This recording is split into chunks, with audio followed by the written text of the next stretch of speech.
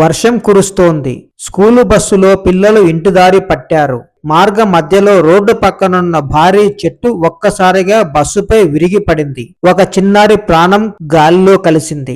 మరికొందరు గాయపడ్డారు. ఇది ప్రకృతి విపత్తా లేక ఏటా పునరావృతమవుతున్న అధికారుల నిర్లక్ష్యమా? మహారాష్ట్ర చెంబూరులో స్కూల్ బస్సుపై భారీ రావి చెట్టు కూలడంతో 11 ఏళ్ల విహాన్ శ్రీవాస్తవ్ ప్రాణాలు కోల్పోయాడు. మరో 4 విద్యార్థులు గాయపడ్డారు. విహాన్ తల్లి తన కొడుకుకు ఎంతో ఇష్టమైన క్రికెట్ బ్యాట్ను గుండెలకు హద్దుకొని విలపించిన దృశ్యం అక్కడున్న వారిని కదిలించింది. ఈ దుర్ఘటనతో ముంబైలో వర్షాకాల సన్నద్ధతపై మరోసారి ప్రశ్నలు తలెత్తాయి. కాగా ప్రతి సంవత్సరం వర్షాలు మొదలయ్యే ముందు చెట్లను పరిశీలించి ప్రమాదకర కొమ్మలను తొలగిస్తున్నామని, ఈసారి కూడా అలాగే చేశామని అధికారులు చెబుతున్నారు. మరోవైపు ఈ ప్రమాదంపై ప్రజాగ్రహం వెల్లువెత్తడంతో మహారాష్ట్ర ముఖ్యమంత్రి దేవేంద్ర ఫడ్నవీస్ వెంటనే విచారణకు ఆదేశించారు.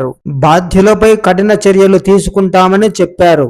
2017లోనూ ప్రముఖ గ్యాస్ట్రోఎంటరాలజిస్ట్ డాక్టర్ దీపక్ ఆమ్రాపూర్కర్ కూడా వర్షాకాలంలో మూతలేని మ్యాన్ హోల్లో పడి ప్రాణాలు కోల్పోయారు. అప్పుడు కూడా ఇలాంటి హామీలే వచ్చాయి.